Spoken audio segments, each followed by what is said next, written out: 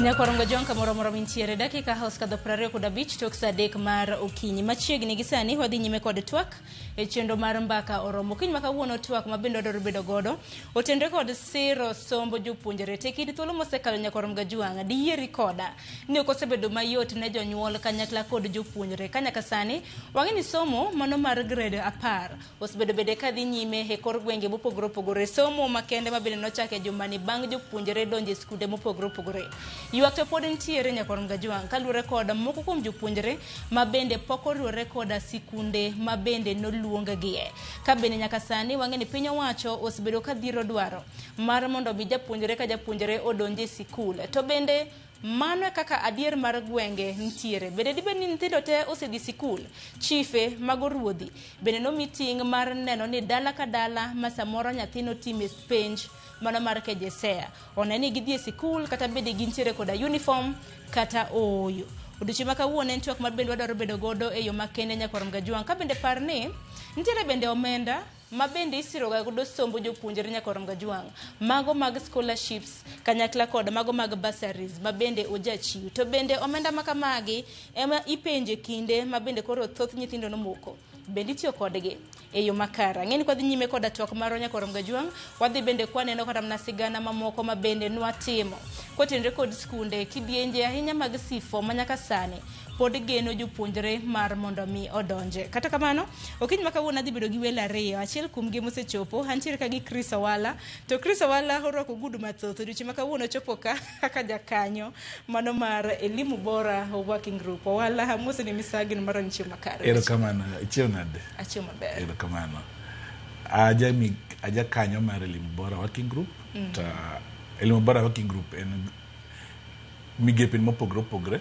atiyo migao miluongo Community Initiative Action Group Kenya to wa kinde ka kinde wasotimo nonro wach somo meg nyithindo kwarango kaka pes chal warango kaka telo chal skunde warango kaka wech transition chal wuok e grade machielo kadhi grade machielo koro gigi duto wasoyudo to wayudo ka nitie chandruok kinde ka kinde miyudo kata mana kirango wach mbalariany wach fee michulo ma model mochokel manyien kaka Elimu Bora ne wadhi kot odo mondo gini orange matut nikech no omiyo nyithindo moko ma ai familia ma onge go weyo somo nikech kaka sema oketi i grade moro nikech familia ni or ituoni pesa moro nikech familia ni to in sema kin ng'ato kaka individual to koro wach somo kama nitie ni ido ka pile ka pile wawacho no Ministry of Education ngi pesa mang'eny to kidonyo pesa ni matut biyudo kaka modhiye tiboyudo no pesni ok okony kuonde mang'eny to kendo kaka donjo skul to kuonde moko wuok koro samwan tie ni ma sani ji oketo teko mang'eny i grade 10 but saron kiruo gi rango grade 7 nitie tab malich kech grade 7 ka yudo ka nyathini sem skul achiel motime grade 6 to odwa dhi grade 7 enche ni skul no tidwa no kel desk kendo idwa no chiw admission fee kendo magi omenda mabalang' magi omenda makoro tamo nyathi dhi mbele gwa somo koro kancha in gi nwang'o matin so nyathini ni ok dhi mbele gi somo nikech oket barriers mang'eny to barriers gi iketo gi yore mang'eny nikech simoko ikete no ichulo tuition ichulo bus school moko ichulo admission school fee koro gidonyo girido no somo pod oken kaka katiba wacho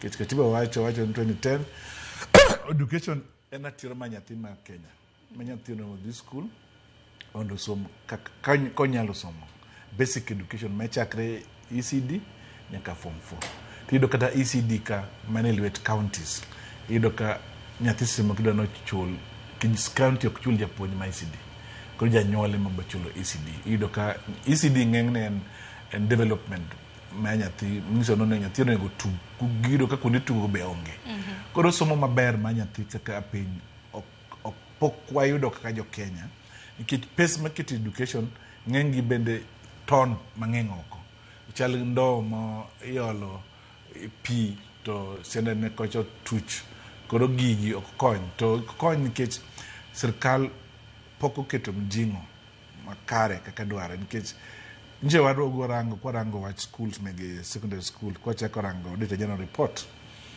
Auditor General report nwang'o ido pesa mantie school kolot kutigi maber to nyithindo nyalo somo e man kare nikech yudo ka jomotelo ni school kanyo giloko hala gi nyithindo pesa mang'eny dhi fukegi molo pesa madhi itich yudo ka japuonj semo kene men o supply en owuon en mo supply himself or herself to koro oketo bei mamalo ma supply koro ka pesa obiro to kuongo chulre mokuongo koro gik moro motim school chung mara yudo ka koro gigo emene watemo rango kacha sarono kaber onengo gik moko ka NGCDF obed disbanded affirmative action fund obed disbanded pes duto oteri school manyathi kodonjo school tisomo maonge to mago duto te hang'ino walo bro bedo kwa lose kwa dhi nyime koda twak makama to kata kamano wach mabende wacho ngima hinya kotenre kod dwaro mago mag skunde mamoko mabende osebed ka iseyo nigi loko ohala to gichulore omonde aparo ni en dwaro mabende koro nodine negi koso hakiaka kinene hekine mabende koro jatend piny Kenya nochiwo siem mar mondo mi nyithindo duto te odonje sikul bed gi uniform ionge godo nikech wang'e nitie skunde mauso buge mauso uniform sekini mwandu mamoko Saron ido ka en political statement kich ka jatelo ma piny owacho statement no to ido ka put kama wuoyo kodini ncha nyathi janyuol maro dhi school mon Kondele primary school kodhi school no to ido ka nyathi ne ncha somo grade 6 odwa dhi grade 7 echen ichulo desk manyien to kitingo kibiro desk ni nyiewo desk tiduoki go dala idwaro pesa koro ido ka jatend piny wacho kama to implementation opogre nikech ido ka joma skunde mi kawe pesa ng'engi gin gi tudruok ka TSC all through joma protect gi kech pesa ne ok giyud kendgi pesa ne gipogo jo TSC gipogo jo ministry kech each sector nitie giluon CSO this support at lower level I nitie ja quality assurance nitie sub county director of education nitie county director of education ana won ason timandike mang'eny na offices gi kata mana duoko ka giduoki kinde mang'eny koro iduogi irido no dire mone waluo ling'any ma pesa moro mano okeli school moro bondo chon higni 10 mokalo higni 15 to ido ka pesa nodonjo ni gero class to class ne kogere to ido ka je chame nyaka Njogo house koro kilawo ng'ani to ng'ani bedo transfer ka koro itemo luwe no luwe ido ka daka mangi osebedo transfer to another school koro ng'ise no the government nyalo miwa political statement maloka no gima kam kech kete ido sani Sharon ido no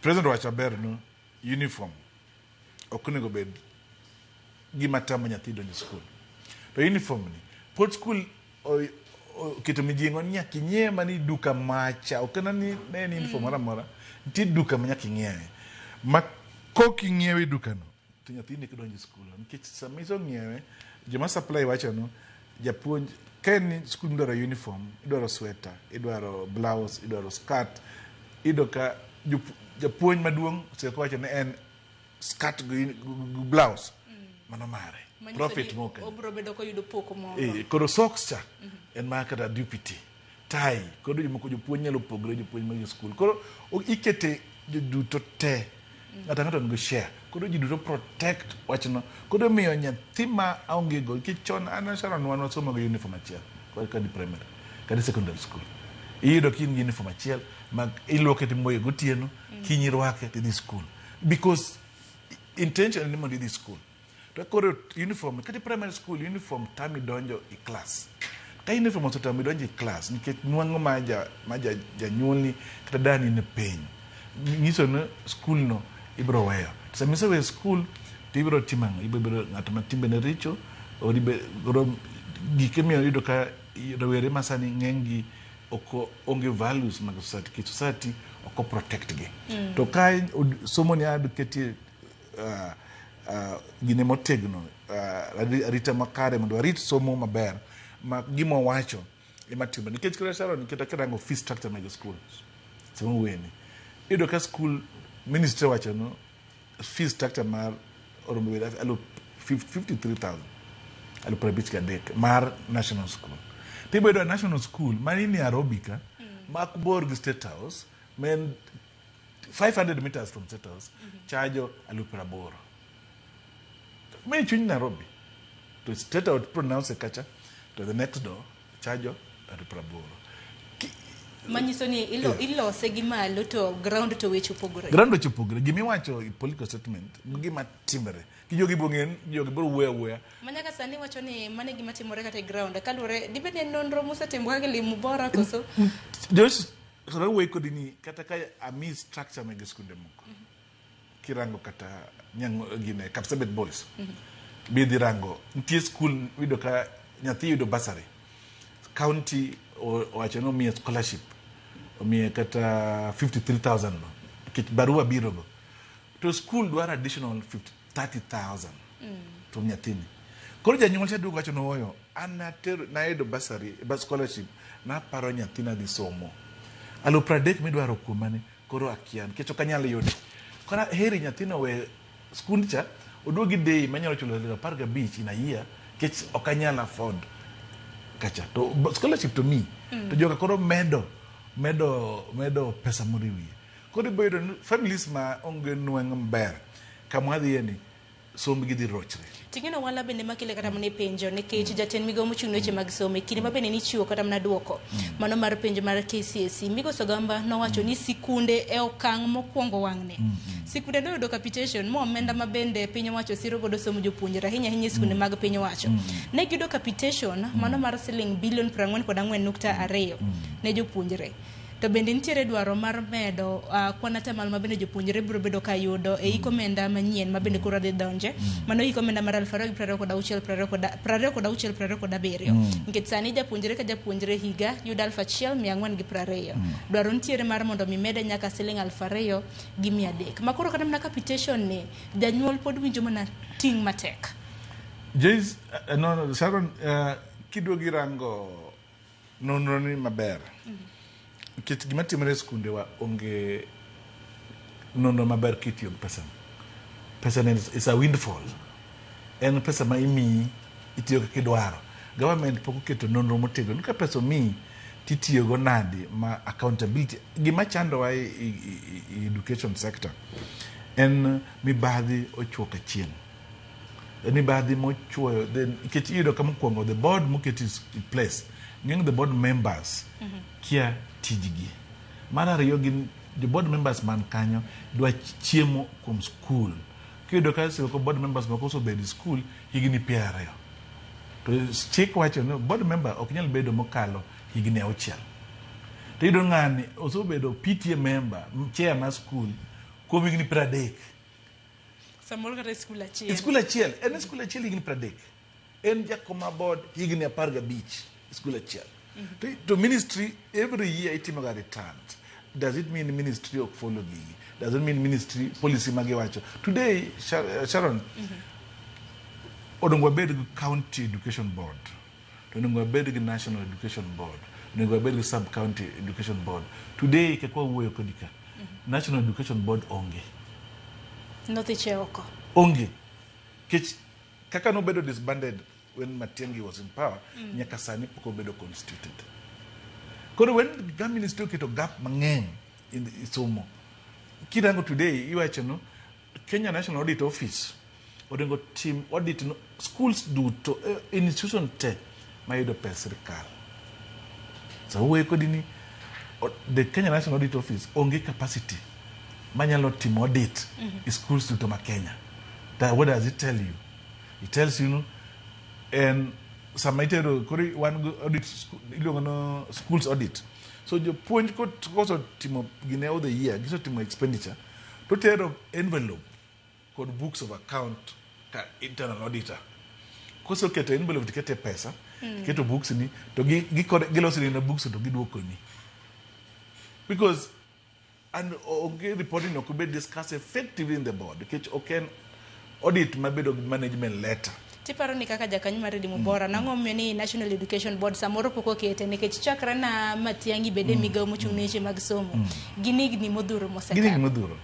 Ing'en sama onge political will, ing'en sama government ok dwa structure mar yeyo nikech kiwacho quality assurance department mokwongo nono bed gi budget ne nikech en morango quality kaka quality the school to bedo submerged under the department of sub-county director of education. Koro yudo ng'eng'ne in ionge control nikech orobed ni sama nitie diere mane watimo nonro Sharon ka wadhi skunde moko Nyanza kucha ne watimo kod UNESCO kod other agencies no visit school iyudo ka school moro pok obedo visited higni 18 og quality assurance pok onyono skul. Koro gik matimore maricho gi gidhi ne mbele nikech onge ng'ama nyalo make sure ni ok timre. Koro gini machando gimiluongo ni school governance is a problem. Mibadhi mawang' teko is a problem. Then sirkal bende ong'eyo maber no ok gikel ga pesa school at the right time. Koro giwe jogi loko ohala. Joma bende politicians jopuonj gi jogo kuch gi motegno. Koro ka gidwa anything mondo jogi bed accountable. Koro tabu mantie gin tabu kidienje mopogore. But our paro no sirkal ni kodwa bedo committed gi Kenyan Child. Tadi girange wach somoni motegno, girange ka pesa dhi school, girange ka pesa nitiyogo mondo nyathi Kenya okonyre and somo man Kenya. Because today ng'ama onge pesa nyathine dhi school. And CBC gimodhi bedo malich Sharon and CBC in a heavy resource demand. Odwaro pesa modhuro kata kinja nyuol yudo nyathi duogo print na gini nyiew nama. So sami okichiwo pesa the right time aidwa nyathi mo gweng'wa Alego kacha Papolengo school mapoko neno ga buret kata pipet wadhi timo STEM kidhi timo STEM Imalomba primary school nikech ok nyadhi alliance moluongi so inequality dhi bedo widen nikech the other people dhi bedo condemn nikech kidhi Mangu cost my uniform in Alufra Beach go mattress give it in the school okichulo school fee kire yo gigite ngiso ni ng'ama onge go okidhi kamoro. And that's why you are saying no education financing onego warang kaka pesa dhi school nyaka warang kaka pesa nitiyogo nyaka warang to outcome ma pesa nitel nade. To bende mana kile kata mne penjo mabende hang'eni biro bedo kiduoke kinde mabende waro ko wendo machiele kinde mabende koro ogamba na wacho ni no sichiko na capitation kapok nyithindo no yepo. Hang'eni penjo mathoth ni penjo gi oganda ni to migawo mochung' weche mag somo na nyalo yango nade ni skul ne magi koro jopuonjre mabende gintiere godo samoro moko no dhi loko kata mna sikul. Koro nitie chal ka gima ntiere bugo makamana ken nene gi wang' machal nade wala mana mapiyo kapok arako Hilary. Sharon inyalo paro kacha school no loro ka sirkal ne komigi pesa. Sama government chiwo pesa moleo school ogamba wacho no mi pesa ok inyal chiwo pesa kapok kao data ma nyithindo. Koro pesa mancho chiwni en ma nyithindo mane ne nitie school by the kahiga rumo go mane gin go masa moro bende noloko school moko loko school moko odhi kama opogre namba no pogre but ka gidwaro real time numbers. Again, today, one good technology, manyalo capture biometric mega nyithindo in a week. Makwabedo ghost learners. So today, you don't know, one close to Alupra Beach, nyithindo mane ghost, mane onge school. To pesa nekigo Alupra Beach of the ghost learners times alpha, pesa mechulo, it's secondary school, mechulo primary school, and pesa manene. Korene gidogo nen karibu bilion achiel higa. Malal into education. Also, no ni waso chako timo yo mopogre to yudo ka ntie kuonde moko information no nyalo yude mayot nikech en gimo odhi nyaka ka audit en gimo odhi nyaka jogo ng'e ai joma timo gino ong'ere gi jodongo. Koro kitemo dhiro kidino en kidi ma pek zaidi but okwanyal surrender but ministry to nyaka bed accountable migosi ogamba nyaka ng'is jo Kenya no kakitiyo gi pesa gi mar somo nikech somo mayudo pesa maduong' mogik to pesa maduong' ni end up no pod jopuonj choko pesa moko mopogre makatimne school deke manade yudo ka parent chulo jopuonj karibu jopuonj 22 e skul magichulo from pesa pan jonyuol machok. Koro kiduogo sem kirango idono ng'ama finance education maduong' ok en sirikal, en janyuol. Kiduogo irango deeply to magi penjo manego be ni penjo momiyo ni wan ka odiochieng' ma kawuono mar mondo mi wanone nikech migawo mochung' weche mag somo bende manowacho ni siling bilion 1.1 nolal kaluwore koda jopuonje mago manyawawa 50,000. To kata mana odiochieng' ma kawuono bende king'iyo sekta mar thieth nyaka Orom Gajwang' e Daily Nation okinyi ma kawuono bende thor wach ma bende gimiyo pek en siling bilion 11 mawachore kanyo ni ne okwal e okumba mano mar SHA kadhi ne ute thieth mopogore opogore. Nyaka Orom Gajwang' kan go wala kende yiena mar mondo mi arwak Hilary Onyango dalo nyoche mag budget owuok e duolo mar Institute of Budget Advocacy and Research Consulting Limited. Onyango rwak ni machiegni nyalo mna ko thuolo mar moso nyiko Orom Gajwang' mapiyo piyo machiegni twak. Goyo kamano kuom thuolo ni ado wacho ni nyiko Ramogi ni kuom sani higa nyose chakre kendo gik moko dhi mbele. Bende adona donjo kama senior wala oketeno weche machal kod capitation nyaka wawinjire mokwongo ni capitation e school wachne otimang'o. Pesa mar capitation kokele school onego beni okonyo japuonj mondo puonj maber. To capitation ni en ochung'ne gik machal wachni chok, ochung'ne gik machal buge, ochung'ne gik ma facilitate japuonj mondo ochop singo monego beni time. Capitation ok ger class. Capitation ok nyiew gik monego beni bede e school mang'eny, but onyalo timo repairs, onyalo timo gik machal kamano. Kase wache kamano, tiyudo ka adier iwacho ni more than half of the capitation no or e skunde mopogore opogore. Koro half manyo or e skunde mopogore opogore ni nyi diwach nadi ni half ni odhi cover jo grade 10 skunde motieri gi mag secondar to nyopok gidonjo kuro. Estimate mane manyo jatend education otiyogo mondo ngeni nyithindo marom kama mabro donjo e classes mantiere go. Mano point number 1. Point mar ariyo, iwacho ni day schools mantie gin free or rather gin nono. But iyudo ka burden momi janyuol in terms of gik ma janyuol nyiewo kaka uniform, weche mag chiemo, weche moluwore kod ndiko jopuonje mag BOG machal kamano pod duogo ne janyuol. Koro iyudo ni mane momiyo ng'eny nyithindo mang'eny nyoko yudo thuolo mar donjo skunde ming'iyo gigo. So but ingeni somo en one of the human rights en gimoketi mahino maduong' ahinya e piny mangima nikech somo ni en gimo nyalo luongo ni investment maduong' ma ohinge mora mora minyalo kete. Returns mawuok e somo ohingo kata mana pesa ni moro minyalo keto kata mana e gedo or kata kete gimoro mantie momiyo ka piny mangima wach mar school kao portion maduong' ahinya mar budget mirange piny.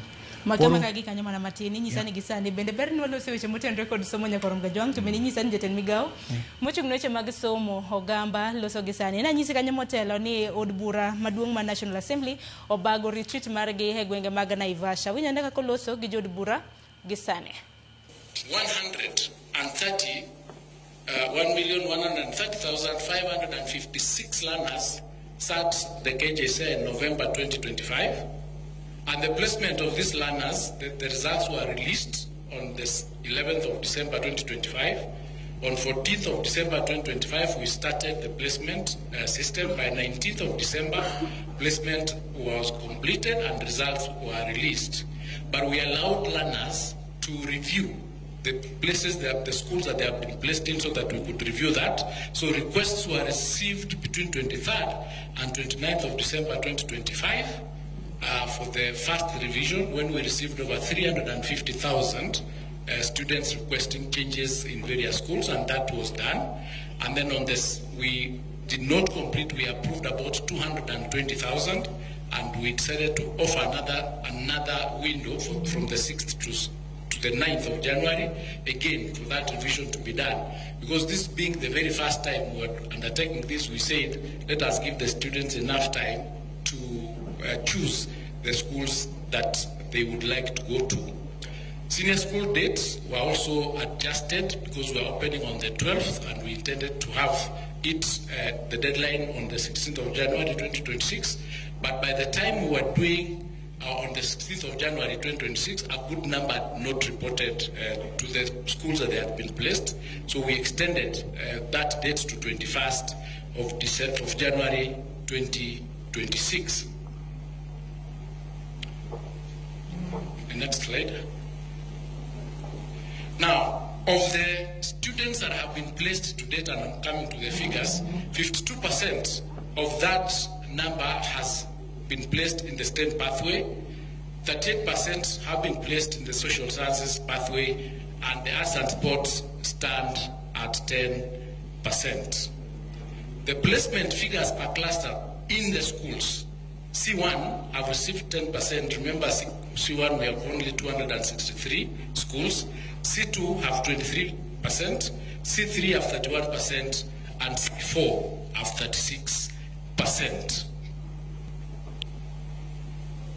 Ladies and gentlemen, as at the 22nd of January, that is, remember we're closing a placement or reporting on 21st. By the time we closed on that date on the 21st, the following day on Thursday, we had 92% of all the learners reporting in schools. And because we have 100% transition policy in government, there were 8% that had not reported for one reason or another, including issues relating to school fees and uniforms. So what the president then did on that Thursday, pronounced himself and said that all learners need to be admitted without conditions as to whether they have school fees or uniforms. And that directive was followed by us as a ministry releasing guidelines on how that was to be done. And as at yesterday at noon, we had done 96% of the placements, with the intention to move to 100% by the end of this week. That slide there indicates the students that have reported to our schools across the country from the regions. You can see Central is at 97%, Coast is at 89%, Eastern is at 94%, Nairobi is at 95%, Northeastern is at 99%, Eastern is at 94%, Nyanza is at 96%, Rift Valley is at 97%, and Western is at 97%. We are at 95.6%, that's why I said by yesterday at noon, we are at 96%. We would be able to know that number. We normally take the data at noon every day. So we've done quite well. This being the first time that this transition is taking place, we have actually been able to move to 96%.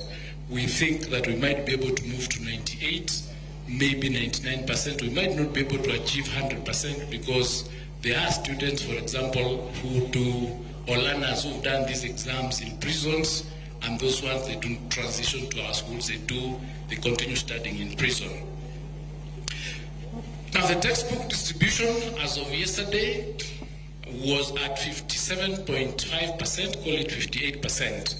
Now, what happened with this challenge of textbooks is that the publishers were owed about 11 billion shillings by government.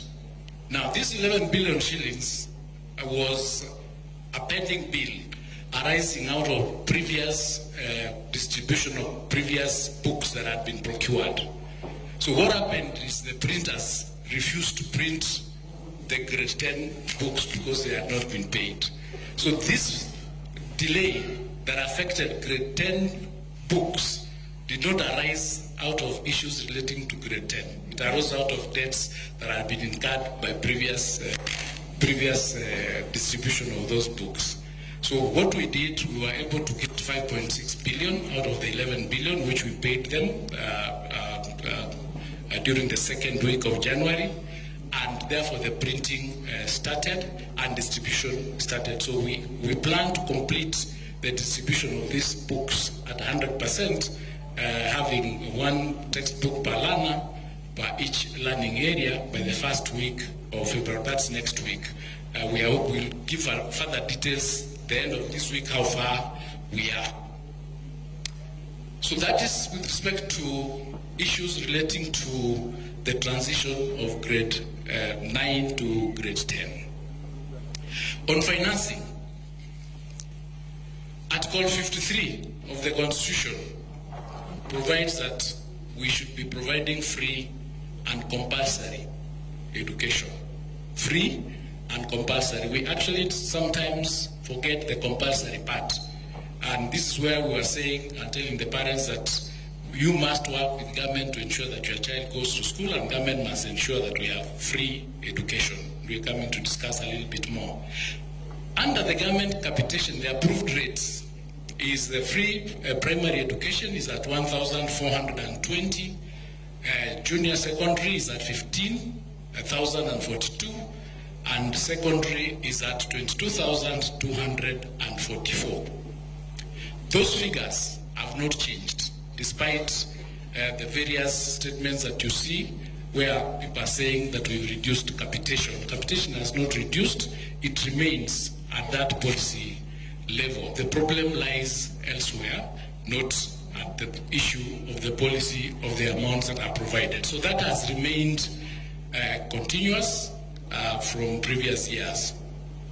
Now, in the financial year 2025-2026, the education budget is at 702.7 billion, which is at almost 28%. The 26-27 is almost at 727 billion. That is a proposed, which will take it to about 30%. This is already above the international standard that requires that we should be at 20%. So we are already 8% above that with the 702, and still we are having deficits, as I'm going to demonstrate just now. Now, for the financial year 2025-2026, and I would like members to take note of this slide, we have 3 columns. The first column indicates what we require to meet the provisions of Article 53 in order to be able to give free and compulsory education. For primary, we need 9.7 billion. For junior school, we need 49 billion. And for senior school, we need 76 billion, making a total of 136 billion. What you allocated and what Treasury allocated for primary is 7 billion instead of 9. For junior is 28 billion instead of 49. And for senior school is 51 billion instead of 76, making a total of 87 billion. This is what is budgeted for. This then gives us a deficit for primary 2.7 billion, for junior school 20 billion, and for senior school 24 billion, making a total deficit of 48 billion. So what has been allocated is 87 billion. Ramga jonka moro mintiere mano enjaten migawo mochung' weche mag somo Migo Sogamba mabende twagi jod bura e romo marge gwenge mag Naivasha e county mano Nakuru kotende kod chala mano mar somo mano ka sang'wen oseromo nyaka Ramga jwang' adar mar mon mako yo matin kana duogo pod antiere ka gilare onyango gi Chris Owala mabende obro bedo kwanono godo moko kuom weche mabende otwake kotende kod chal mar somo figures kwana mabende ochiwonwa kanyo nyaka Ramga jwang' wabro bedo kwa lose achiel kachiel wako yo matin ote magi bende aneno kik dhi mabor.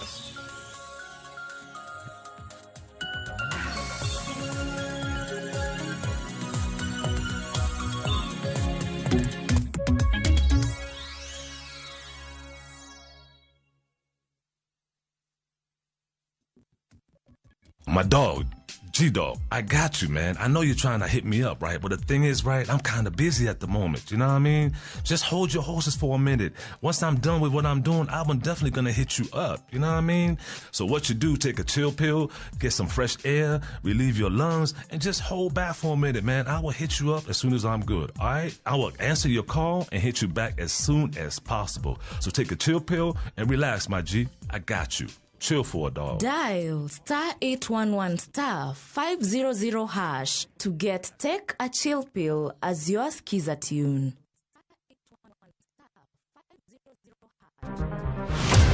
Chal mar pinywa en gima ichiko e mbaka ma wabedo godo kanyachiel. Ok oripo bed ni warito Trevor nyaka issue obedie. Nikech leadership is not just felt in a crisis. Chakre wach yuto nyaka somo, wach telo nyaka ngima mapile. Jopiny dwaro ni omiye strategy kaka ng'ani lockdown. Owe ponde toka gwam. Penjo madongo dwaro duoko makare. Wachiwo duol maduong' ahinya. Jotelo, jotim nonro kod jogo matemo kelo lokruok. Kitwa mokwongo namba 1 en ng'iyo kaka warito kendo wakonyo jopiny. Omiyo ka joka dhi marach to nyaka koro wanyisgi. Dwarore ni wang'e, wapenjre penjo kendo wayud duoko.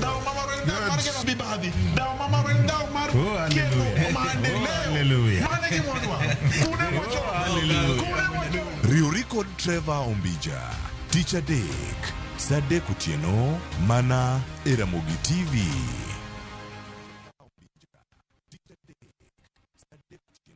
Chakre dho nam lolwe nyaka e nderni mag boma maduong', pesa ka pesa nigi sigande. Kae en kar dak mar joloko ohala. Growth wa mostly bedo attributed to consistency and hard work. Kokalo kuom jo ohala manyiso rieko margi e ohala mopogore opogore.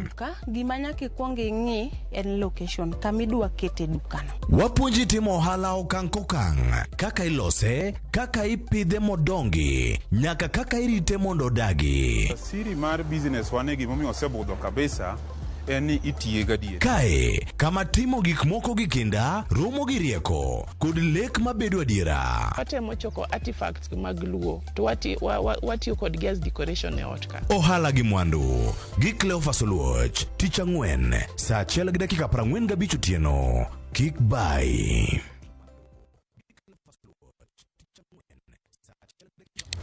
Piny igero kod mbaka, to kaka ndalo medo sudo, mbaka medo bedo mamit.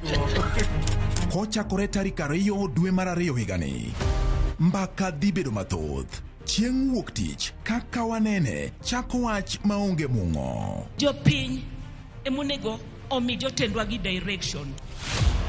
Tok Saa 4, Cleophas Oluoch koloni weche matimore e piny Kenya nyaka Saa 7 wang'e e chenro mar Chal mar Kenya. IBC oket priorities ne right. Credibility mar election chakore gi kar registration.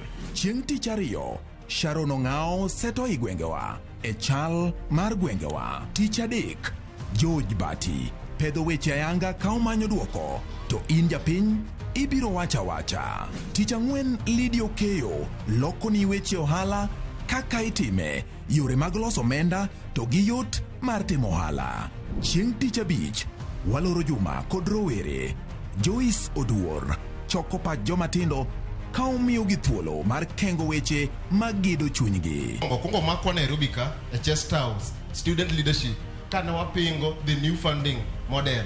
Mana e Ramogi TV machiegni.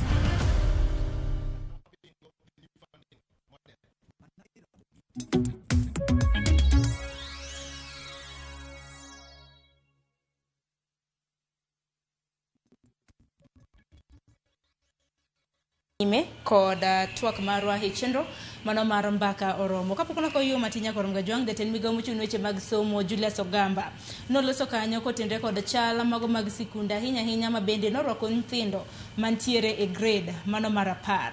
Wacho nyaka sani kwanata malo 96 mago mag jopuonjre osedonje sikul. Ka bende wacho ne jumbe mabiro en mana gino mar piny owacho kokadhe migawo mochung' weche mag somo ni kwanata malo 98 nyaka 99 bro bedo kariwore koda sikul. Wacho kanyo ni C1 kwanata malo 21, C2 kwanata malo 23, C3 kwanata malo 31, C4 kwanata malo 36. Manyiso ni kaluwore koda nonro makama chal ka gima C4 schools ema bende nyithindo nodonje e kwanata malo mang'eny. Akiani king'iyo calculation maths makamano nonro makamano nikech ilare ng'ini mana ng'adi kapok nwadhi e Ogamba. Diwach nang' yieri kodgi koso? Statistics ma jatend migawo mar puonj ogolo no, an gi pacha taneno ka bit opogre kod gima wan go e ground. Pacha wuon kanene nere ni en statistics mana ma nyalo bedo ni okaw skunde mag C1 gi C2.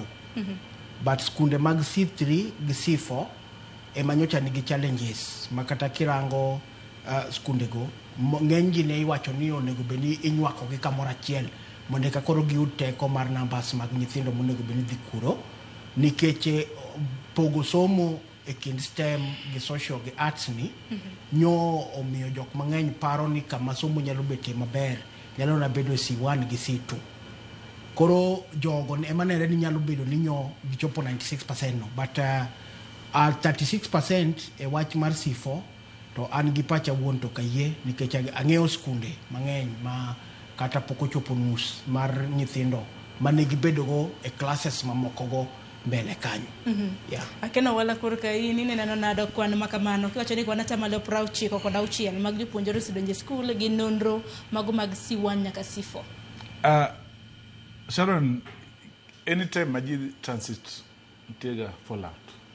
Nimekonya ka luar by the way side. Luar no ntiegi maji luaro ji oko mopogre. Kata kiwuok e class 1 grade 1 kidhi grade ng'amo chako ECD kidhi grade 1 yudo ka namba nyaka dog chien naturally. Ki idhi i grade 1 nyaka grade 6 yudo ka nyithindo dog chien i class. Kiwuok i grade 6 kidhi grade 7 namba dog chien. Kiwuok i grade 7 kidhi grade 10 namba no ok nyal chopo 96%. Kata ka waondre no gima kodro timre perfectly jonyuol ochulo fee kaka dware school receive nyithindo kaka dware maonge barriers gi still we can't achieve 96%. But kiduogo rango gima migosi Ogamba wacho o contradict gima ni gweng. Nitie skunde manyalo kwano ni kata kidhi Alego kacha nitie Mwir High School, it's a big school ma struggling with numbers. Kidhi Malomba, kidhi skunde go kikwano skunde day schools te gi struggle go enrollment. To gin C4, C3 gi C4 nogu tab maduong nikech nyathi madwa timo STEM ok bidhi kama onge laboratory. Kicho no kalo luongi mangu kinyithindo mariek gi be maonge gioki family manu yuto gin piny. Koro ok inyal join mangu, ibo dware local school. To local school gi benjo ket ma local school njo bedo matek. Manyaka koro chopo nkoro ne giweyo ni principal nyalo loko manually yako bedo mayot. But mar ariyo nitie problem mar school fee. Mar adek nitie problem mar placement. Nyathi ma not place Garissa to nyathi ma Siaya ane di day school nan. Placement not timere marach, fee nitie, uniform ma kata day school go oketo no inyiewo uniform i school kanyo. Nyathi ma bro dhi school no onge uniform to joka nigi uniform kata ka nitie to tin kicho bende mano stigma donjo kuome discrimination obe karana chal nade maonge uniform to kwadwa ntino tim obed transition ka migosi Ogamba dwaro owacho maber no article 53 wacho no basic education is free and compulsory, which mean nen gimo chuno nyaka nyathi som ten responsible mar sirkal gi janyuol. To sirkal man gi duty no moten nikech iwacho ni sirkal man en overall responsibility. Kirango skunde gi Sharon jopuonj are struggling. Inche giwacho maber no gi skunde gi ok agine kama moko bro proceed kende nyaka gibiro riyo gi moko. To tato midwa riyo gi moko simo yudo ka distance nyathi dwa wuotho chon ka dwa dhi school ne nwanyalo wuotho long distance. Nyathi masane kido kito no wuotho kilometers a beach school ne modhi weyo. Koro framework mwa keto go inti wa igwenge nyaka ministry do run kech Sharon tie ya school mag jopuonja dek oda puonjo pathways gi te obro puonjo gi nade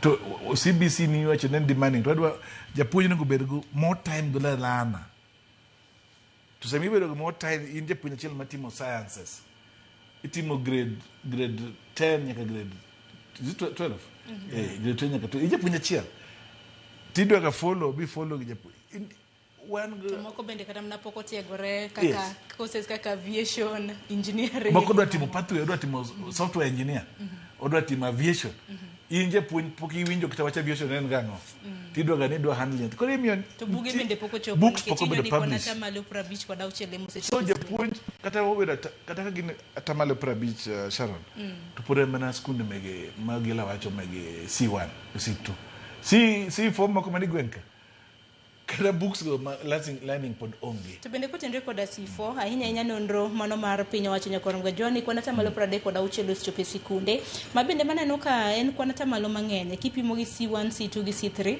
notimo turbin e sikunde mopogore nyakoromga jwangi koro gwenge magwa mago makaluo ma en report mabende Simfros Okinda notimonwa kaluwore koda chal mago mag skunde mago mag C4 mantiere alwora marwa winja nena e kinde mabende koro migao mar somo to ni skunde maket kod magi jopuonjre osedonje. Chenro mar rwako jopuonjre skunde mag senior igeno loro ayanga e giko jumani. Kata obedo ni nitie lipot e skunde mar rwako jopuonjre mathoth moyo kwan mowinjore, moko skunde mag C4 to ywagore e wi kwan matin mar jopuonjre mosedonje skunde go. E kaunti ma Siaya, skund sekondar ma Kabura kod mano ma Mahero, nyaka sani osemana rwako jopuonjre 4 skul ka skul, ka gijiwo jonyuol mondo omed tero nyithindogi e skunde go, ma gilero ni omewo gi mwandu mag somo. Wan gi facilities maber manyalo miyo somo mar STEM kod social sciences mondo chiw e yo makare. Wan gi laboratory, wan gi jopuonj moromo maber manyalo puonjo those pathways fairly. Jopuonj gi koro ywak ni kwan matin mar jopuonjre ma giyudo otenore kod weche mamoko kamoting'o chenro ma sirikal notiyo godo e pogo jopuonjre skunde. Nyalo bedo ni chunygi mang'eny nyohero sport to jogi to ng'enygi to ng'enygi nodhi mani national schools. Mae moweyo day schools odong' ma onge nyithindo mang'eny. Komachielo skund sekondar ma Muer moting'o jopuonjre madok pacho kod mago madagi skul oyudo jopuonjre 35 kende, kata obedo ni gigeno yudo jopuonjre 135 kende. Pod wan gi space mar nyithindo 100. To kata mana mohingo kanyo pod wan gi facilities manyalo accommodate more than that. Kata wanong'o na nyithindo 200 pod wanyalo accommodate. Keche wan ga very big dormitory kachacha. Ma nyithindo koro moro cha is empty. Koro nyithindo go pod wanyalo accommodate. Kata mana gibed ni gin jo day kata gin jo boarding. Kata boarding ga wanong'o mana over 100 pod wa accommodate. Japuonj maduong' odok ne skuno kolaro ni skuno osebedo kata maber e piny madongo kendo jonyuol ok onego luor tero nyithindegi. Wan gi mean mar 5.7. Ne wan gi 32 students. Out of 32, adek kende emne nigi D+. Waonge E, waonge D-, modong' gote nochako C- and above. Kamano bende St. Patrick Segere bende ywago nok mar jopuonjre mosedonjo kipimo kod geno mane gin godo. Aparo ni kendo be gimodwa chandowa nayudo ka nyithindo manomiwa through the direct portal moko no wayudo ko transfer odhi e skunde machal C2 moko bodhi kata mane C1 mbele kono. Samoro sika ber kobiro bedo gi policy ni kama ne iso ketie cha kaber te mibede kik chiw thuolo ahinya mar loko nikech kiloko to nitie skunde moko ma biro dong' nono. Ngalambuor ma en jatend skundno jiwo jonyuol mondo oter jopuonjre skundno kolaro ni kony mowuok kuom jaod bura margi omiyo jopuonjrego nyalo chiemo maber kata kapok gichudo. Ne mjumbe osapotwa nyocha wayudo chiemo e yor bando to gi oganda to gi mo mar chiedo. Koro miyo wanafu kabisa maseche mwawuoyeni wanyalo miyo nyithindo gi chiemo, wachwako negi chiemo manokelgo to gichama chama. Miyo admission kata gibiro gi uniform kende to kwan gi wasiwasi ahinya nikech chiemo to koro nitiere ma ginyalo chamo. Koloso odiochieng' manyoro, jatend migao mar somo Julius Ogamba nolero ni migao no biro neno kaka itimo skundego mani kod kwan matin mar jopuonjre kaluwore ni nitiere ni moko kuomgi nyalo nimo. Simfros Okinda, Ramogi TV.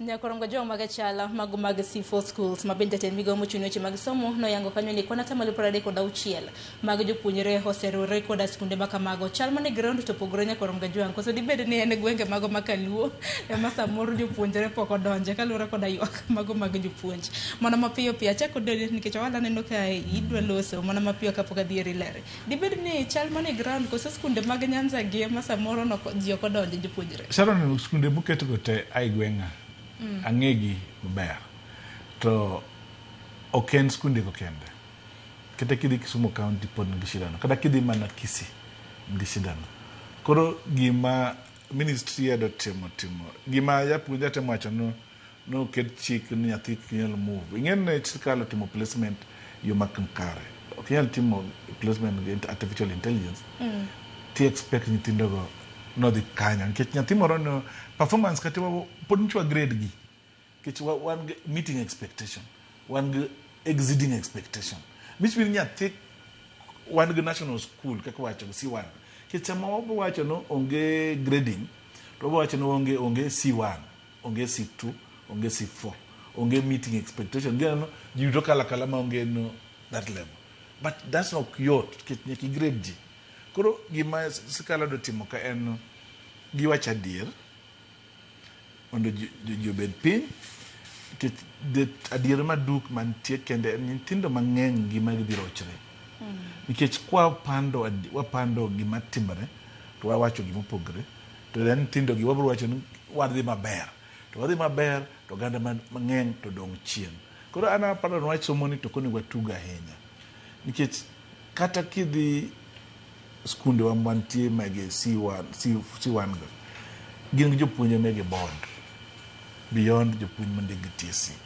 be parent ema duogo chulo koro iwiro parents ni pod gin C1 ka pod gibedo tax pod nitie iluongo no extra tuition mido gini na year janyuol achiel chulo 10,000 per child for tuition ido gi school ntido ka mondo idonji school nitie gik ma kondik ni barua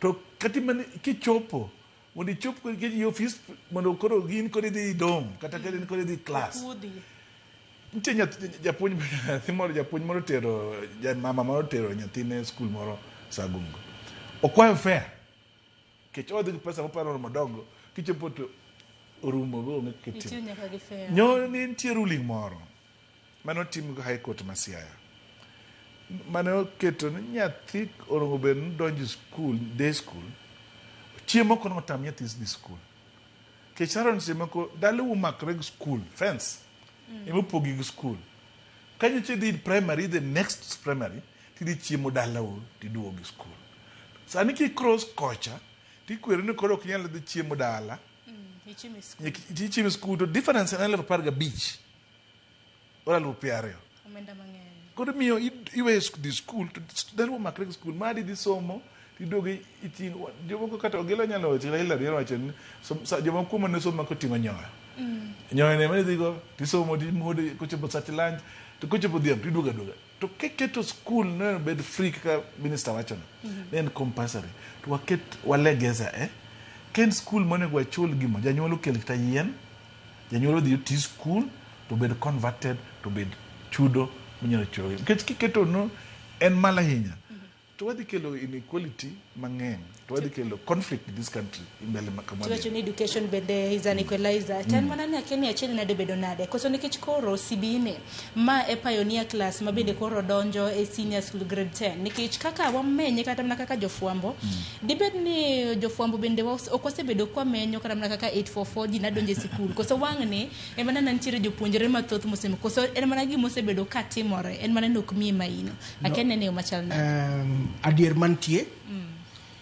en ni jogi orocho plan manentie manonego bene timo CBC CBC in the original plan kaka nokete nonego bene skunde teromre manonego bene sirikal tero resources e school machalre wach mar C1 gi C2 gi C4 gi ne onego bene onge manonego bene kugoli kidhie school machiegni kod kama intiere so yudo thuolo mar kakinyalo somo kanyo.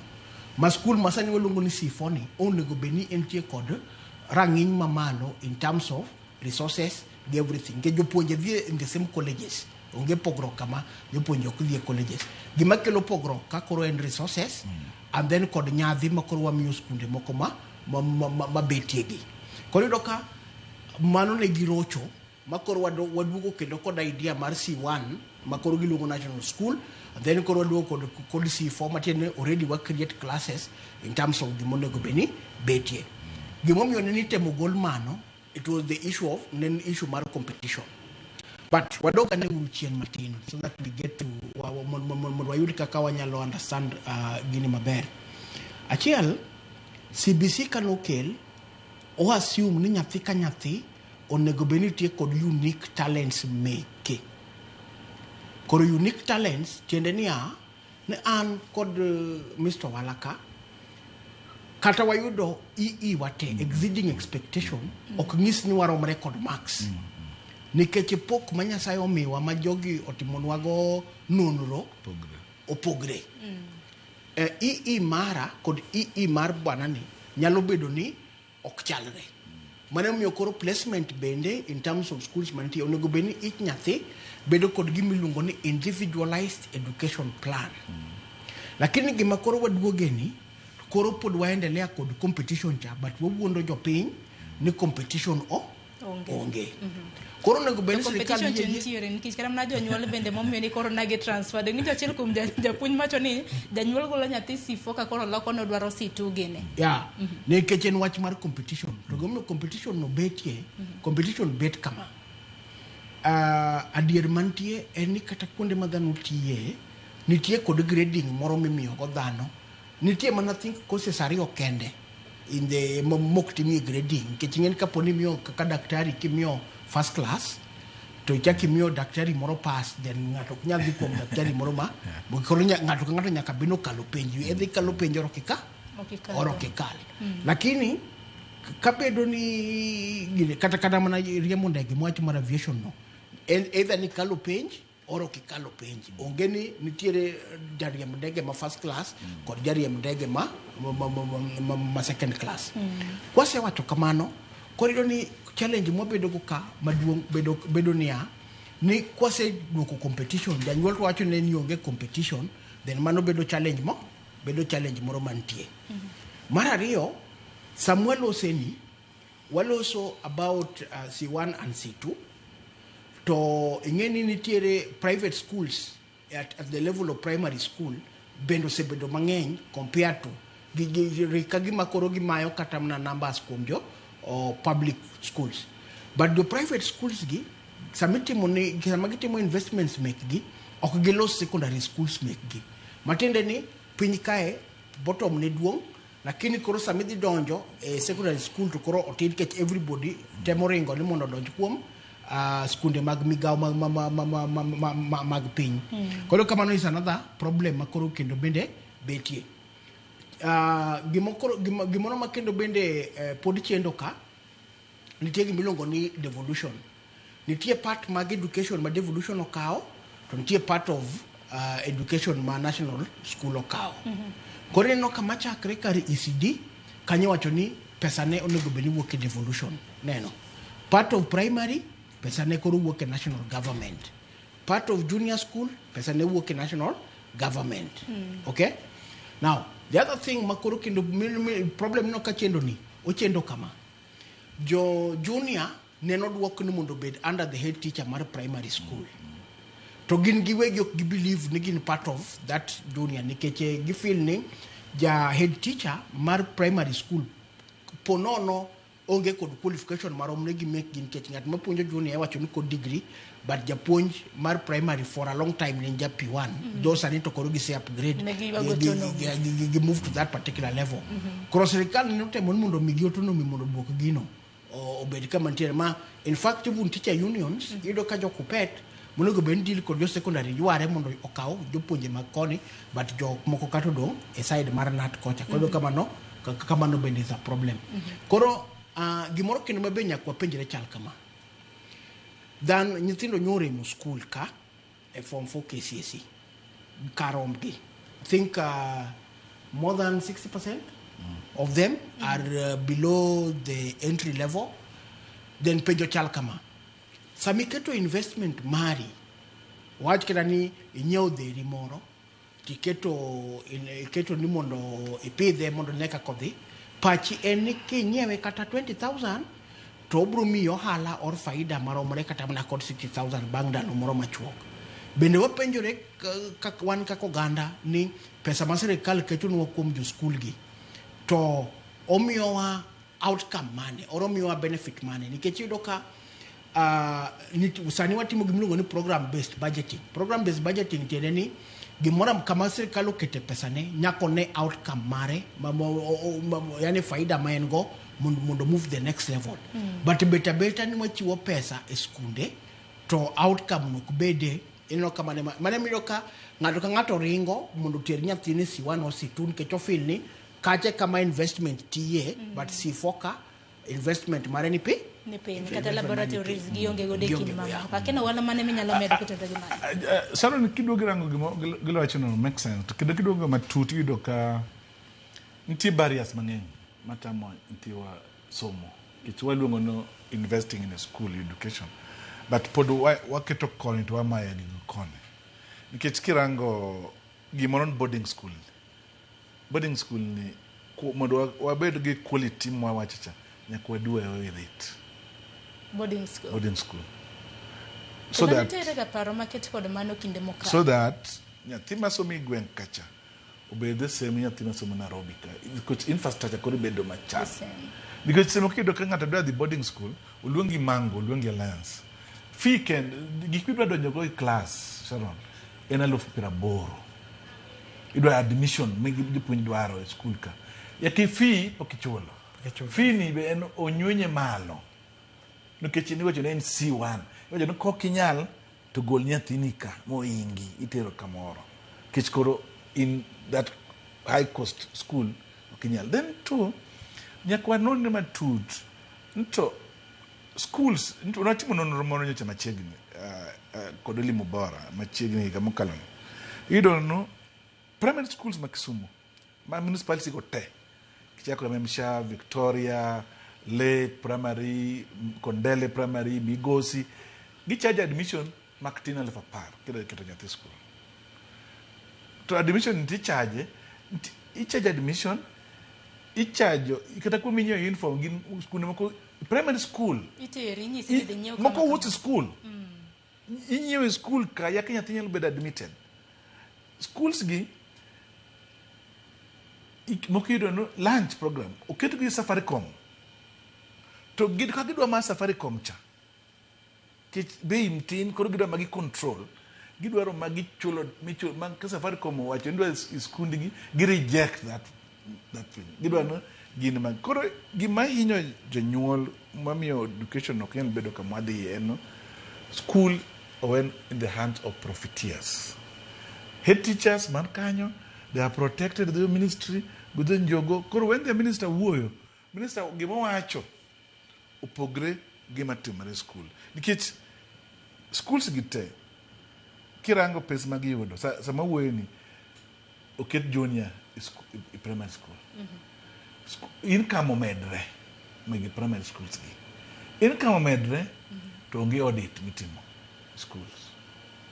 schools gi japuonj pesa ana wuona so luwo school mani next home mangato ochamo pesa school to bedo transfer to another school to kilwe to kendo bedo transfer to kindiko letter kata ministry okduok ni response koro pesa malwar dire moni wan no gombaka go sosion former executive secretary Manat no agree ni the reality en pesa ntie school kakitiyo go pesa a problem mibadhi so mibadhi ni emanyak wa deal go then yatima dhier cha oyud hakine to bendi paro ni piny owacho chako deal kata mna kedo kod mibadhi mantiere sunde piny owacho ok nyal kedo gi mibadhi nikech jomoketi kidiengri go moko gin jo mibadhi so piny owacho kata kirango nitie kata sina director of education ka mane on mibadhi boso kata interdicted odoke kendi tich kitoketi Nairobi ka en in charge of a senior position kodi yudo ka gigo timre Koro en gi joge iyudo ka kidhi ka TSC iwacho no one of the TSC senior regional boss en ema rango skunde kaka Kisumo skunde ma lucrative waluongo no blue chip schools gini all kidhi Mombasa school mane belong within the municipality chon local authority gin schools magin public school but they are privatized. Yeah. So kidwa bedo ni ionge goto nyathini kinya somo kanyo. Kodo ni nyathi odgin but Ememsha, odgin but Victoria, odgin but Lake to konya donji Lake bosom. Kich won gisema konja teach e odni. Koro en odrango school ma cheap Nyalenda. Ema nyala afford. To give those are public school. Koro the government ongeyo gini. The government turn a blind. Kaja japuonji uso uniform school. To uniform ni iketo condition nyaki nyewe kacha modibenda. Kaja japuonji wacho no dwaro desk. What is the problem katingo desk abirogo? If in the case it's a desk. Kabirogo desk no iriembago. Kidi schools mege secondary schools gite. Fee structure ntie. But ntie michulo japuonji class teacher. Every week, every month. Makama kage kanya ngeni duto to bro bido kwa gogo mbaka neno kata mana ka jopuonje bendo sedonjo ka nik ka wuok rodi owacho njatin migo muchung neche mag somo Julius Ogambo kony gi gin kaka jopuonje mago mag day schools nikech giwacho ni gikore gi tich to jopuonjre to ngia ka hiyo matinya korom ga jwanga dogi moko kuom ote bisebedo kioro kikidhi mabora.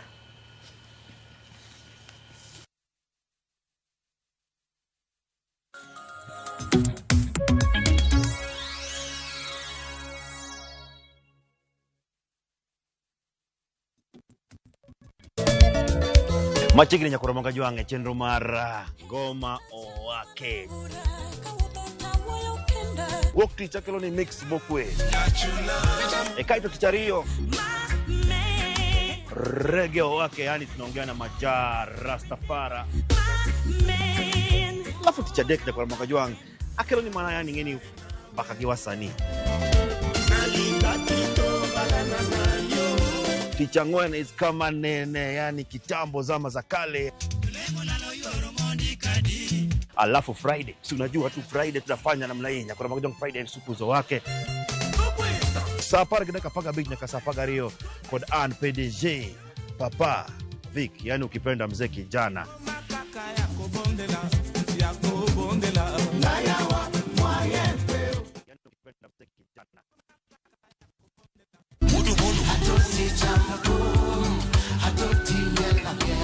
Woktich ka woktich wakelo ni don ya wotonagi.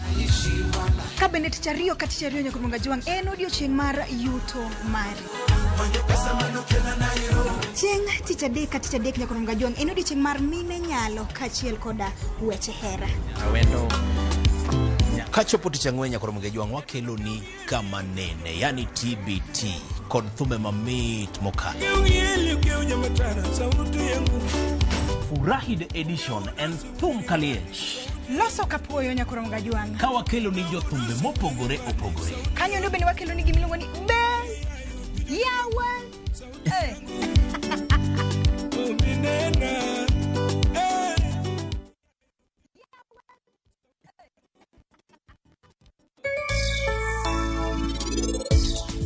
Watimo proper record keeping, we get the number of stock we go to monitor even mortality, and we are sure we manage ogig mora manyalo interfere gi rech manyalo chamo rech moa oko kata manyalo chamo chiembe koro wa kata cost manyalo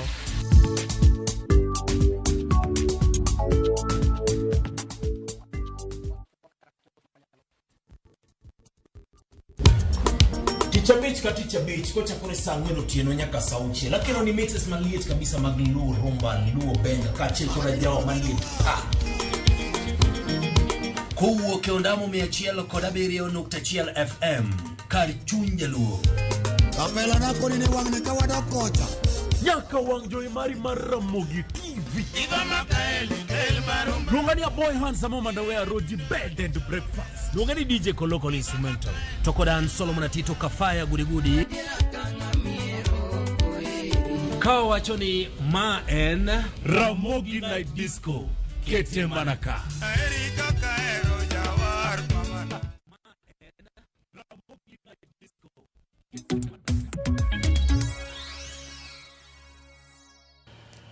Nyakorom Gajong machiegni kende e okang' mar ariyo natemo somo moko kuom ote ma bende sebedo kioro kadhi nyime koda chenro ahinya kalura kod thor wach ma bende wantiere godo. Ote ma kamago Nyakorom Gajong abro bedo kasomo gi ioro gi lai mago ote machok arede ka uchiel nono bende wantiere mbui mago mag oganda.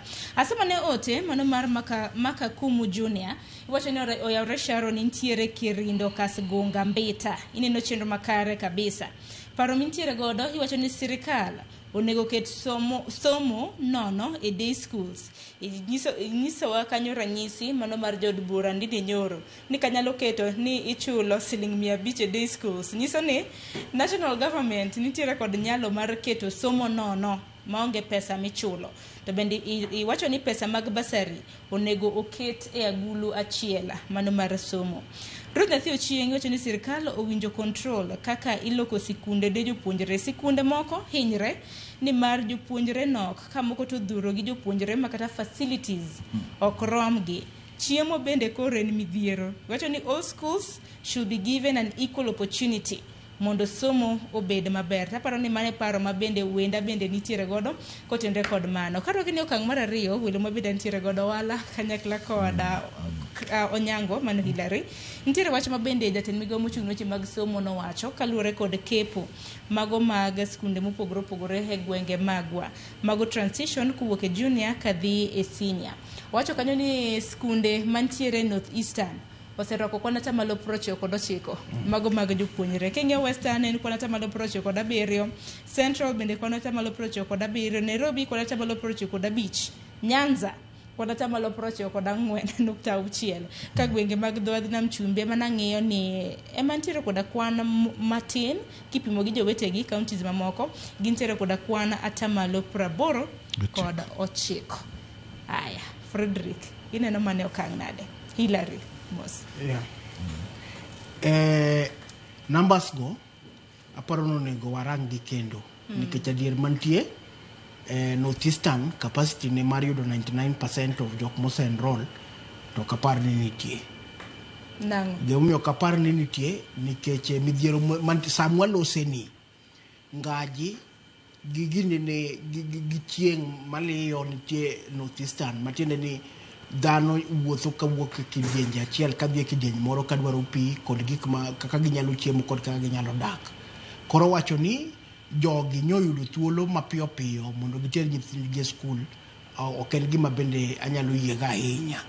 Lakini kod ng'eni numbers kosemi jatend migao to mage numbers manyalo bedo ni tiyo.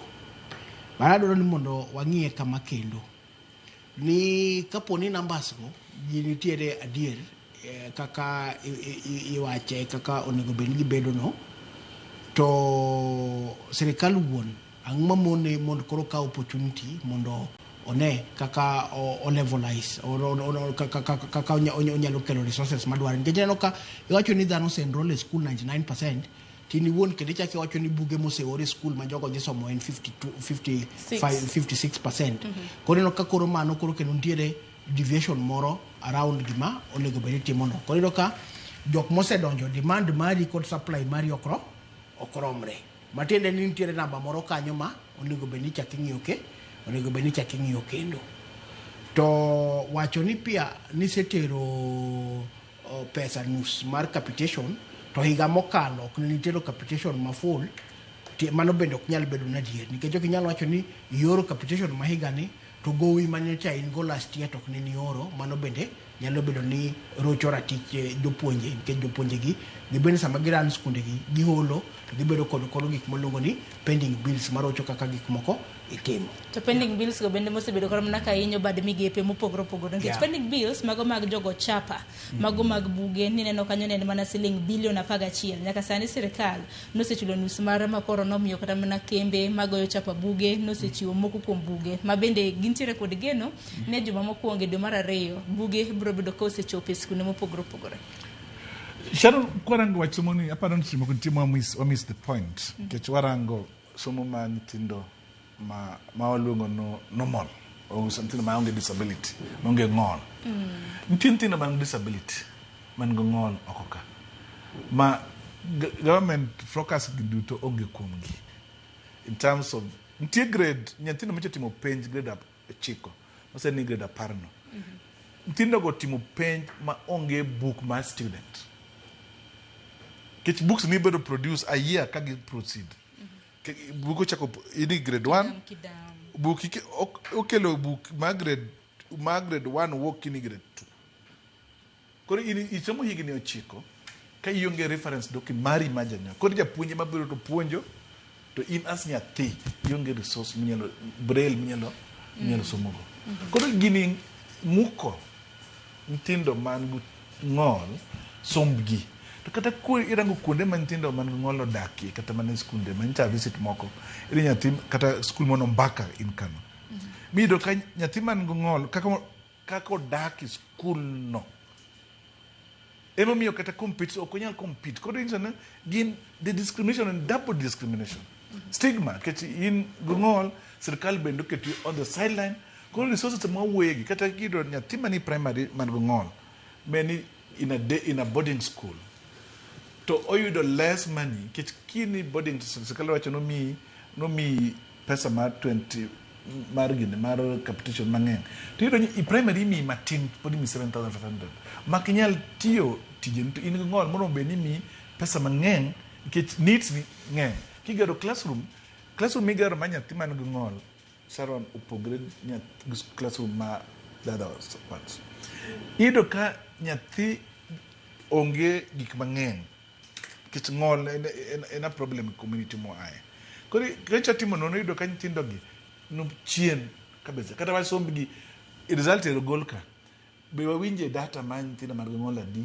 obedo integrated school ke data ni obedo discuss to pesa di maybe be improve nitie skunde mege primary school man gi nyithindo man ng'ol be wawinje data gi no pesa di midhi miyo gi iskunde gi mai wacho dhi miyo asiringa 2,300 de mede to joka timeda chupa di kich needs gi ar ng'eny kata kirango emiyo awatemo wacho kama Sharon basari duto onego gol kich government chiwo basari and elimu scholarship ar Jomo Kenyatta Foundation mimi entiendo CDF NCDF chiwo basari county government chiwo basari ogol gino gikoni koso ogole duto oket pesa ni school mondo discrimination aye nikech kionge ng'eyo ng'ami ng'eyo CDF ok nyendo basari te school ne ma discrimination okwan bede nikech dhano to ng'en mana ma okmie basari en obedo funded from the ministry no school yudo pesa from the ministry nyithindo somo te nikech okwanyal wacho ne society jomoko yudo basari to jomoko koyudo koro in ok yudo basari ng'ato dibedo piny to decide your fate ni in nyathi Hillary ne kisupport wa politically okwami basari in nyathi Sharon in our supporter wami scholarship for 4 years so then in yonge needs koro in skundi orumo kanyo koro miyo watemo wacho mondo wawe yuarok moko mang'engi pesa mantie Kenya isen oromo nthindo somo wa channel the right way government supply books government play chul teachers government nyiew chiemo nthindo donjo school nthindo somo kidwa the private school koro the won idwar chul private fee kaka an independent Kenyan manyala afford makudwa public to public the same way kata mana health mwachoni kwa keto njo serikali duto itie the public hospital kida government worker nika tie the public hospital because it's a contradiction ka government can tie chulo nyithindo moko fee jema tie parastatal mechi senior government level chulo on their private schools in the primary school for this nyithindo moko kuro miso no wakao public money to support go private Kenyans to discriminate go jomo needy kuro watemo mondo watime equality waket pesa school manyathi kono jo school to titi somo okun poverty majodalau biyo miyo okisomo erokamano ahinya hakeni korka in ilere inene yo machal nade nikech nitiere ga paro mabende nosechwal e kind thuolo mokalo to ung'e ni chike tilosi od bura maduong' mapacho ka mar mondo mi nyuando basaries gi nikech basari ichako chiw kiwuok e gavana kidhi piny nyaka MCA akeni inene nade wach mar basari ni dibed ni pok mar ok chiw e yo makare paro mar nywande in inene e yo machal nade owala bende rokoro golo paro machielo mar mondo mi tere sikul ochiwe kacha maonge dewang adier mantie en wach mar mibadhi emilio ka wach mar basari ne nitie. Government oketo budget e kidienje adek. Nitie pesa maduong' ma en 84.5% ma national government kawo to timo go gige, and then nitie pesa madhi e county government miwacho ni en about 15% maximum, and then nitie pesa or minimum, and then nitie pesa mokoro wawacho go ni en mar equalization fund. Okay, koro gima sirikal timo en niya, pesa ne mar 84.5% cha onego beno kawo 2.5% to kete CDF. Koro gimotimo en ni kar mondo wacha ni pesa modhi e Ministry of Education en pesa makama, wang'e ni 1 trillion donje education to wabed satisfied go. To dhi ochiwo pesa matin e education, wawinje ni en 100 and something billion ka, okay? Masani wabunge nyokalo mana 87 billion kende with a deficit of chiegni 40 billion maonge. Ae koro chako keto koro gimwaluongo ni patronage kod kisungu, mido ni oketo kuomwa koro midhiero mar kwecho. Nikidwaro ni mondo los giri moro nyaka idhi ne ng'ane. Tigo i picha. Nikidwaro ni mondo idhi ng'ane nyaka idhi ne ng'ane. An gi pacha wuon, CDF onego weni thuolo mar loso gik mopogre kod weche mag school. School infrastructure obed under the Ministry of Education fully. Or kotamo Ministry of Education, to Ministry of Education will deal code learning, code quality assurance. To Department mar roads, infrastructure and everything to deal code gine ne milongo ni ma deal code budget mar school, mar school zone. Nikeche wach mar poge kidenje ni emido go ni ng'ato dwaro mondo bed gi basari, nikeche motivation mane mang MCA no bed go wacho no mondo bed gi basari ne moro, women rep bed gi basari ne moro, senator be nyocha ywak no mie basari ne moro mondo nene ground kucho, MP be gi basari ne moro, president be gi basari ne moro, Ministry of Education be gi basari ne moro, scholarship bende giwacho ni jo corporate social responsibility ni bwana nyaka uduogu usupport education mar gik ma dhi mbele. To mano koro yudo ka koro duogo bedo ni en challenge maduong'. Gima benya king'e nitiere interest ka mabendo dino ne sirikal mondo finance education to 100%. Aparo ni jok ma bende wacho ni okay, onyalo bedo bank, onyalo bedo corporate, mabendo wacho ni they are sponsoring some children within the education system could be part of the people mabendo dino ne sirikal mondo kik finance education fully. Kachikal sirikal of finance education fully, then opportunity gitiyo gi gino in other things, maybe marketing, fundraising and other things. Yiro kamane makoro giro go kagidino ko gino. Tibro yiro opportunity kalago gitine tertiary kama kori dware support mang'eny or university, but piny koni to gocho nigi gintiere. Kodoka most of the people within that bottleneck, and I also want to concur with Mr. Walaka, any sirikal ok ng'i kata mna wach mar nikech ineno pathway mar CBC ni nitiere group moro manyone go beni donje TVET makata santo wacho kan nego beni donje 100% e secondary school ni proportion mane makaro donje TVET nikech nego beni tie proportion moro ma wacho ni to pathway mar academic no to baro undasi wadbuku pathway malwe malwedo gin ji adi kech ok wawinj numbers gi ka mar jok man kech TVETs go. TVETs are also struggling. Government to get a lot of infrastructure. Dok madhi kuro bende onge because of barriers makumando manti. TVET sani kata samalo seni ni free. But no kata mnaka jorangue TVET marangue bende na iwak sigara no atemo nege nikech negi admit ji mang'eny thousands. Sani gin mana 200 kende. 200 Koro nikeche pathways kaka gik moko timre mirango go gino iwacho ni onego beni wang'eyo ni sani sirikal wacho no ke jok manyo feel ni I don't know that there's not meeting expectation or approaching expectation maybe that category gino ko nego beni tuno gi school ginyok ma probably agitegno maybe gik moko mag lwedo or something titero gi kanyo nikech adier mantie eni jog lwedo go most of them gine mabe drive economy monego beni ranko ka gik migidhi but no ka focus on issues mag TVET gi bendeti bendetin bila rigi wacho ni mogi kan no ka thuolo bende ng'adowa tin so wach mar education financing ni nyaka wang'iye motegno to jopiny bende sama wadhi kata wadhi wacho weche mag budget gi weche mag planning very few people talk about education in terms of learning and in terms of improvement. Gik ma jopiny rango jopiny odich gi hardware to hardware go samoro do not even contribute to the outcome of learning ma wan go. Mana dier makende hoala gi weche mogik wacho. Sharon mogik en wach somo wa nyithindowa nyaka bed wa business. Nyaka wadil gi mibadhi e skundewa and nyaka wach gi yo makare. Nyaka make sure board of governance or board of management mag skundewa okaw responsibility. Nyaka make sure the PS ministry okaw responsibility. Schools moketo illegal levies schools as elimu bora wabro kawo gi action. Moko wabro tero doho, moko wabro ndiko the minister. Nikech wasotimo nonro gi pede Kisumu County, Mombasa, Nairobi, Nakuru, all these municipalities. Tido moko ngi impunity of the highest level. Nitie joka TSC most of them proven support jogo. Nitie joka ministry machiemo kodgi. Koro samo weni wadwa engage with ethics and corruption on mondo pursue moko wa ombudsman mondo pursue administrative of justice binyakorang. So wadwa range yore mopogre.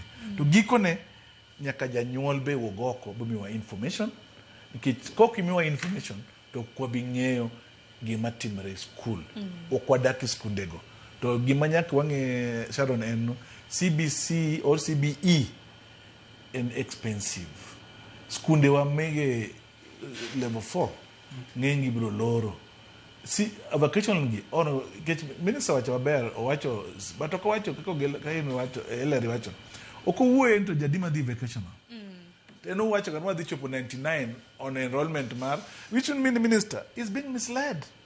So as a minister mar education ochak visit skunde ochak wuoth skunde gi one by one oyi data ne oket independent data mare monyalo monitor go because gima timre ni in Nairobi joka mi data information mopogre jo officers field officer CS onego bring the National Education Board form mano ayo form or strengthened county education board mondo bed good power mar supervising schools gima timre mondo ndik report mondo engage stakeholders every month or every quarter. Aparo kaka jofwambo wan tijwa en goyo turbina mar ng'iyo kapo nono ni weche makamagi okete tim kata kamano weche motenore kod somo to juma ka juma kaka TV maramogi chenro mar piny mbaka romo kwa kos mano mar lose kendo goye mbaka mano juma ka juma ng'eni thule mong'adowa mbaka to na mit nen mana gombo mara ni wadhi nyime mar mondo wagolo doke it japiny kata kamano ng'eni kinde mabiro kalungu ubro bedo kubiro mar mondo mi otwagi jopiny ote ma jopiny oro